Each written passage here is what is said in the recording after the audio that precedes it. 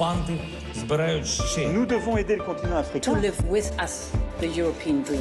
Good friend of Taiwan. Europe Matin. Votre fenêtre sur le monde, c'est la revue de presse internationale. Nous sommes au Japon ce matin avec vous, Bernard Delattre. Bonjour. Bonjour. Qu'est-ce qui fait la une des journaux japonais ? Les failles de J-Alert, c'est le nom du dispositif que le gouvernement utilise pour prévenir la population en cas de crise majeure. Un tsunami, un attentat ou l'arrivée imminente d'un missile ennemi. Sauf que mardi, J-Alert a connu de gros ratés.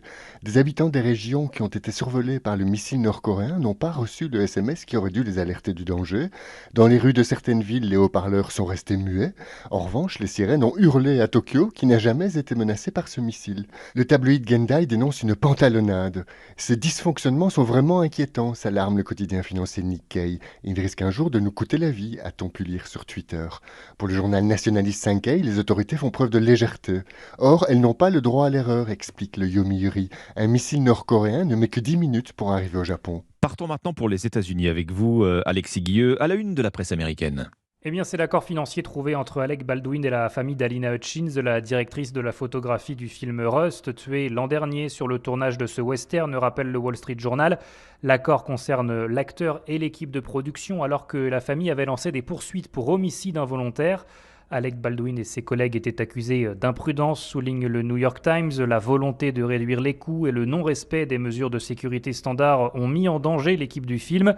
D'ailleurs, l'enquête de police se poursuit, pointe USA Today, alors qu'Alec Baldwin a pris la parole à plusieurs reprises ces derniers mois dans les médias pour insister sur le fait qu'il n'était pas responsable de la mort de Hutchins, explique le Washington Post. « Nous pensons tous que la mort d'Alina était un terrible accident », écrit son veuf Matthew Hutchins, désormais producteur exécutif de ce film Rust, dont le tournage doit reprendre en janvier 2023. Pour l'heure, le montant de l'accord reste confidentiel. Dernière étape ce jeudi en Irlande avec notre correspondante Laura Taouchanoff. Laura, les gros titres de la presse irlandaise. Eh bien, l'Irlande n'a toujours pas les moyens de protéger ses câbles et ses pipelines sous-marins. C'est ce qu'on lit en une de l'Examiner. La polémique enfle depuis ces 3 fuites très suspectes sur les gazoducs Nord Stream qui relient la Russie à l'Europe.